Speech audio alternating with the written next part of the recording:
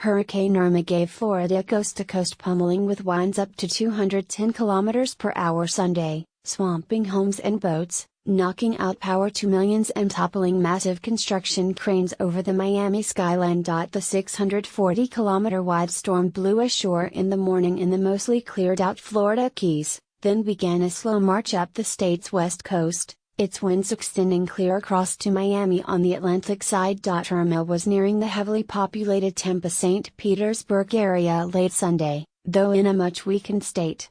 While it arrived in Florida Category 4 hurricane, by nightfall it was down to a Category 2 with winds of 160 km per hour.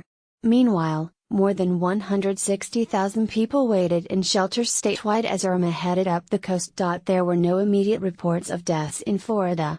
In the Caribbean, at least 24 people were killed during Irma's destructive trek. Brian Kuhn, Florida's Emergency Management Director, said late Sunday that authorities had only scattered information about the storm's toll, but he remained hopeful. "I've not heard of catastrophic damage. It doesn't mean it doesn't exist.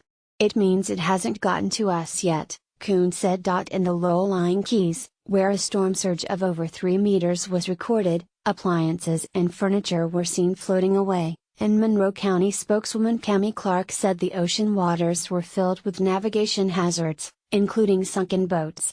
But the full extent of Irma's wrath there was not clear. The county administrator, Roman Gastsy, said crews would begin house-to-house searches Monday to check on survivors.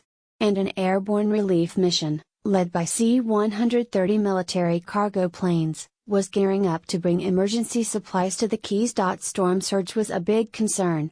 The National Hurricane Center said a federal tide gauge in Naples reported more than 2-meter rise in water levels in just 90 minutes late Sunday.